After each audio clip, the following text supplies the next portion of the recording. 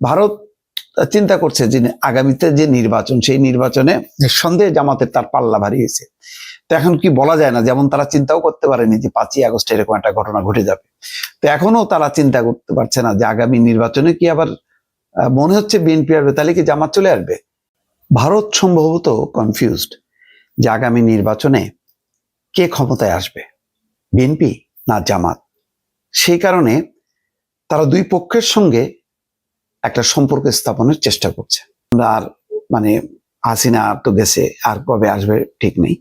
এখন আমরা দেখি যারা ক্ষমতায় আসবে তাদেরকে পকেটস্থ করা যায় কিনা, সেই লক্ষ্য নিয়ে হয়তো তারা কূটনৈতিক যোগাযোগ বাড়াইছে। আজকে জয়শঙ্করের আসার পেছনে এটা শুধুমাত্র যে বেগম খালেদা জিয়ার প্রতি শ্রদ্ধা নিবেদন করতে আসছে তা না, এটা মূল লক্ষ্যটাই হচ্ছে তাদের দৃষ্টিকোণ থেকে তারা সম্পর্ক পুনর্জীবিত করতে চায়, তারা সংযোগটা স্থাপন করতে চায়, যে সংযোগটা 5ই আগস্টের গণঅভ্যুত্থানের মধ্য দিয়ে বিচ্ছিন্ন হয়ে গিয়েছিল, সেই সংযোগটা তারা স্থাপন করতে চায়। সেই স্থাপন করার লক্ষ্য নিয়েই তারা এখন অস্বাভাবিক কাজকর্ম করছে। তারা একসঙ্গে বিএনপির সঙ্গে, একসঙ্গে জামাতের সঙ্গে, দুই পক্ষের সঙ্গেই যোগাযোগ করছে।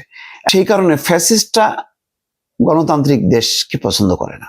তারা তাদের মতন করে চারিপাশে, ভেতরে, ভারতের ভেতরে এবং ভারতের বাইরে, তারাও চায় ফ্যাসিস্ট সরকার, পুতুল সরকার। মোট কথা তারা হবে ফ্যাসিস্ট সরকার, আর তার চারপাশে হবে পুতুল সরকার।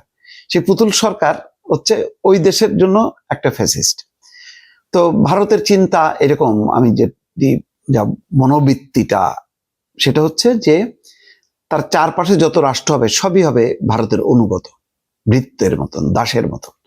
ভারত একটা হবে, বাংলাদেশ একটা হবে তেমন ভৃত্য, নেপাল হবে তেমন একটা ভৃত্য, ভুটান হবে একটা ভৃত্য, এইভাবে শ্রীলঙ্কার সব তার চারপাশ থাকবে সব।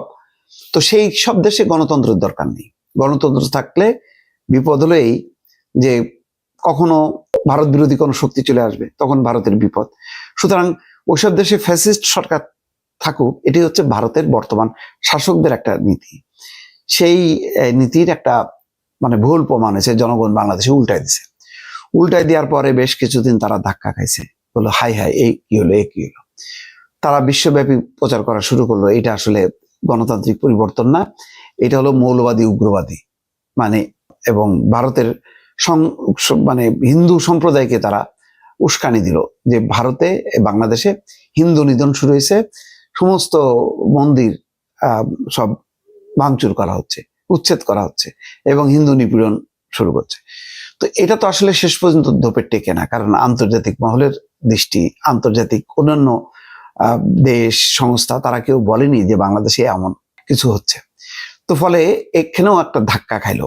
ধাক্কা খেয়ে এখন তারা চিন্তা করছে যে ওকে, আমরা এটা বাদ দিই, আমরা আর হাসিনা তো গেছে, আর কবে আসবে ঠিক নেই।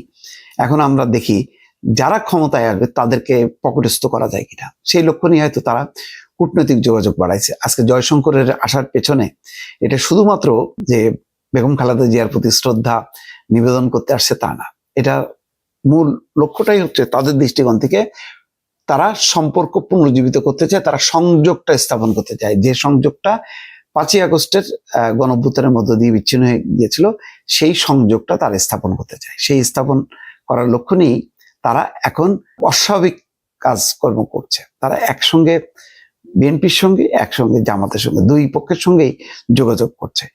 ভারত চিন্তা করছে যে আগামীতে যে নির্বাচন, সেই নির্বাচনে নিঃসন্দেহে জামাতের তার পাল্লা ভারী হয়েছে। তো এখন কি বলা যায় না, যেমন তারা চিন্তাও করতে পারেনি যে 5ই আগস্ট এরকম একটা ঘটনা ঘটে যাবে। তো এখনো তারা চিন্তা করতে পারছে না যে আগামী নির্বাচনে কি আবার মনে হচ্ছে বিএনপি আসবে, তাহলে কি জামাত চলে আসবে নাকি বিএনপি আসবে। তো দুই লক্ষ্য নিয়ে আমার ধারণা যে তারা জয়শঙ্কর বাংলাদেশে আসছে, যে তারা একসঙ্গে করলো, বিএনপি প্রতি বন্ধুত্বের হাত বাড়াই দিল। এবং নরেন্দ্র মোদীর চিঠিতে তো এটা কল্পনাই করা যায় না, তারেক রহমানকে যেভাবে প্রশংসা, বেগম খালেদা জিয়ার প্রতি শ্রদ্ধা নিবেদন করার মধ্য দিয়ে একটা লম্বা এরকম চিঠি, এটা জানি না এটা শেখ হাসিনাকে উদ্দেশ্য করে নরেন্দ্র মোদী কখনো লিখেছেন কিনা, এখন তারা তাও লিখছে। তার ভারত অত্যন্ত তারা ওই আপনার মাথায়ও হাত রাখবে, আবার পিঠেও হাত রাখবে। মাথায় হাত রেখে তারা দোয়া করবে, আর পিঠে হাত রাখবে যে ধাক্কা দিয়ে ফেলে দেবে। তো এরকম একটা ভয়ঙ্কর একটা মনোবৃত্তি ভারতের বর্তমান শাসকদের। তো এই কারণে তারা বিএনপিকে হাতে রাখতে চায়, জামাতকেও হাতে রাখতে চায়।